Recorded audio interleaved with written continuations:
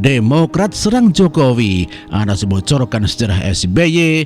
Demokrat kicep. Ya, ada sebuah peribahasa yang sepertinya cocok untuk menggambarkan karakter lawan politik Presiden Jokowi, yakni tong kosong nyaring bunyinya. Setiap kali mereka ini melihat adanya peluang atau celah yang menurut mereka bisa dipakai buat menyerang Presiden Jokowi. Koalisi raksasa ini sudah punya pasangan capres-cawapres. Ya, sementara di koalisi itu sendiri Demokrat belum berhasil mengusung AHY untuk menjadi pendamping Anies. Hasilnya panik sendiri. Oleh sebab itu Demokrat pun mulai menyerang Presiden Jokowi dengan isu netralitas. Bahkan waktu itu Demokrat sempat menyebarkan isu bahwa PDIP tidak diajak dalam koalisi besar. Mereka pun langsung gaspol menyerang dan merepet hiruk pikuk rame banget, nggak pakai mikir. Seakan menjadi pertanda bahwa mereka ini sedang panik luar biasa. Gitu kan biasanya. Orang kalau lagi panik ya ribut aja, tak bisa mikir lagi. Ya, pada awal April lalu, Presiden Jokowi dan para ketua umum partai politik bertemu di kantor DPP PAN tanpa mengundang Nasdem. Pasca pertemuan itu mencuat wacana koalisi besar atau koalisi raksasa. Koalisi besar ini tentunya menakutkan ya buat koalisi perubahan yang berisi Demokrat, PKS, dan Nasdem. Karena banyaknya dan luasnya mesin politik yang bakal menjadi saingan mereka.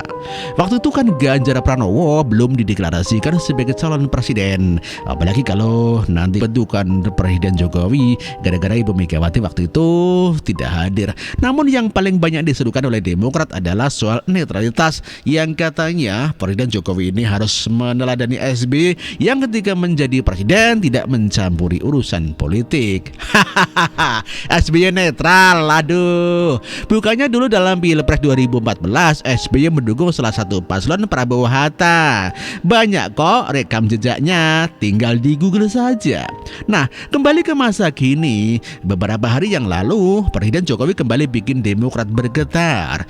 Presiden Jokowi mengumpulkan para ketum partai untuk bertemu di Istana Merdeka, tentunya tanpa mengundang Nasdemnya.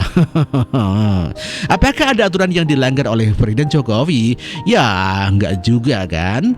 Presiden Jokowi juga punya hak bertemu dengan siapa saja di istana. Publik juga melihatnya biasa saja seperti layaknya sebuah silaturahmi. Memangnya Presiden Jokowi tidak boleh bersilaturahmi? Ya, yang ribut dan merepotkan hanya lawan politiknya Presiden Jokowi, terutama adalah Demokrat. Ya, tuduhan bahwa Presiden Jokowi cawe-cawe atau ikut campur urusan partai politik dalam Pilpres 2024 secara masif menerpa Presiden Jokowi. Ya, dari media mainstream sampai ke berbagai postingan di media sosial oleh para politisi Demokrat. Sampai Andi Arief pun diturunkan ya.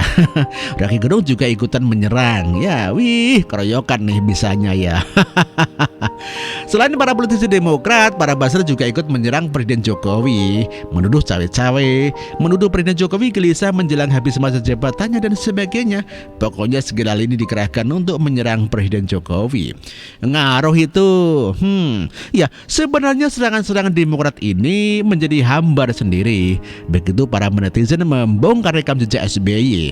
Banyak sekali pemberitaan di media yang tersedia, selain yang tadi sudah saya tunjukkan tentang dukungan Demokrat terhadap pasangan Prabowo Hatta. Ada pula momen pertemuan SBY dengan Prabowo Hatta saat para elit partai koalisi di Cikeas. Ada pula kritik yang dilontarkan terhadap SBY oleh seorang pakar dari UI terkait penggunaan Istana Negara pada hari kerja untuk berbicara soal partai. Menurut pakar ini, SBY telah melanggar etika politik. Itu dulu ke mana para politisi Demokrat yang sekarang menuduh Presiden Jokowi cawe-cawe. Apa mereka ini pura-pura dungu dan lupa dengan kelakuan bosnya sendiri? Waduh. Lagian yang ribut kan hanya para politisi dan para buzzernya. Rakyat sih tidak mempermasalahkannya. Karena rakyat tahu betapa kerasnya seorang Presiden Jokowi bekerja buat rakyat, membangun jalan dan jembatan, sehingga kegiatan mudik rakyat makin kesini semakin mudah. Ya, makin minim kemacetan maksudnya, minim kecelakaan, minim korban jiwa, mudik semakin asik dong. Yang diingat sama rakyat kan begitu, sarana transportasi seperti jalan, jembatan, bandara, dan pelabuhan yang makin banyak dan baik. Hasil kerja keras Presiden Jokowi. Saya Bahkan rakyat pun tidak peduli dengan apa yang dituduhkan oleh para partai Demokrat. Sesudah kehebohan Presiden Jokowi meninjau jalanan rusak di Lampung dengan menggunakan mobil sedan kepresidenan. Bagaimana serunya Presiden dan beberapa menterinya mencoba melintasi jalan rusak itu, ya macam off-road tetapi pakai sedan dan minibus. Ini lebih menarik buat publik, lebih seru begitu. Banyak sekali beredar videonya, di media sosial. Presiden Jokowi pun mendulang banyak pujian. Ya, kembali ke Demokrat. Nah, ketika serangan Demokrat terhadap Presiden Jokowi sedang dilancarkan dengan masif, tiba-tiba Anas Urbaningrum, mantan politisi Demokrat yang baru saja bebas dari penjara, ikut menyelipkan komentar. Di posting di akun media sosialnya, menurut Anas, ketika SBY masih presiden, pertemuan dengan pimpinan partai koalisi di era SBY sering dilakukan di Cikeas, namun juga pernah beberapa kali digelar di istana. Ya, entah maksud berkomentar Anas itu memang ada niatan membantu Presiden Jokowi atau tidak. Namun komentar ini sangat menohok buat Demokrat ya. Membongkar jeruan SBY lebih dalam dari berita-berita yang ada di media sosial atau yang di media massa bisa menjadi Anas sedang menggertak Demokrat untuk kepentingannya sendiri. Kita tidak tahu, yang pasti saya kira Anas ini sedang pamer kekuatan. Ya, sama Demokrat memberikan contoh sedikit saja, bahwa sedikit saja Anas ngomong soal SBY, efeknya itu bisa banyak.